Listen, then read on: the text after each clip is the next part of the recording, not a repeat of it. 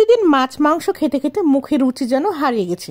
ঘরে দেখি 2 প্রকারের চিংড়ি মাছ রয়েছে। মাছগুলো ফ্রেশ রয়েছে, যেই ভাবা সেই কাজ।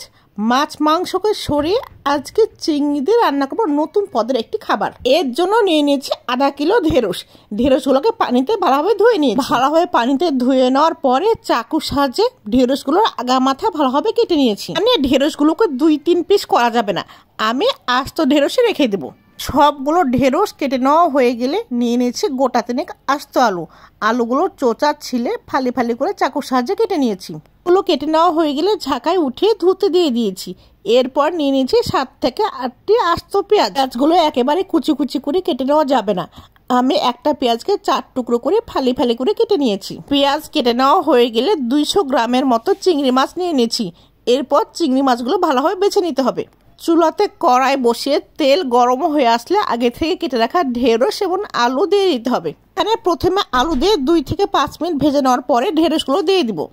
এরপর হালকা আঁচে নাড়াচাড়া করে ঢেঁড়স এবং আলুগুলোকে ভালোভাবে ভাজা ভাজা করে নিতে হবে। 5 থেকে 7 মিনিট পরে ঢেঁড়স এবং আলু ভাজা ভাজা হয়ে আসলে একটা প্লেটে উঠিয়ে নিতে হবে। আমার এক এক করে সবগুলো ঢেঁড়স এবং আলু তুলে নেওয়া হয়ে গেছে। এবার ওই কড়াতে সামান্য পরিমাণ তেল যোগ করে দিয়ে দিতে হবে আস্ত জিরা, দিতে হবে সামান্য পরিমাণ কালজিরা।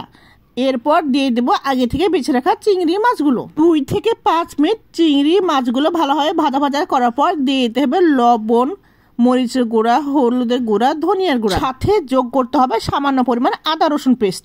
মশলা ভালোভাবে কষিয়ে নেওয়ার পরে তেল উঠিয়ে আসলে দিয়ে দিতে হবে ফালি করে রাখা পেঁয়াজ। পেঁয়াজগুলো কড়াইতে দেওয়ার পর ভালোভাবে নাড়তে হবে, এমনভাবে ভাজা ভাজা করতে হবে যাতে পেঁয়াজগুলো গলে না যায়।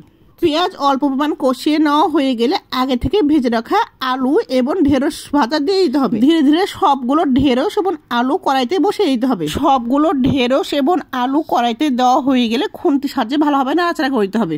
এমনভাবে নাড়াচাড়া করতে হবে যাতে সবগুলো মশলা ঢেঁড়স এবং আলুর গায়ে লেগে যায়।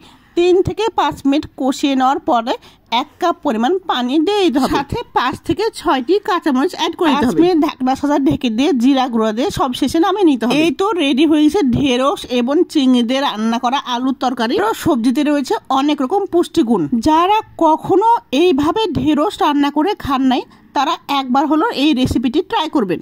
এই 1 পদ সবজি দিয়ে 1 প্লেট ভাত নিমেষেই সাবার হয়ে যাবে। ভাত, ঢেঁড়সের তরকারি, 1টি আস্ত কাঁচামরিচ, 1 স্লাইস লেবু। আমি গ্যারান্টি দিয়ে বলতে পারি হাত চেটে পুটে খাবেন। এতক্ষণ পেজের সাথে থাকার জন্য অসংখ্য ধন্যবাদ সবাইকে। আসসালামু আলাইকুম।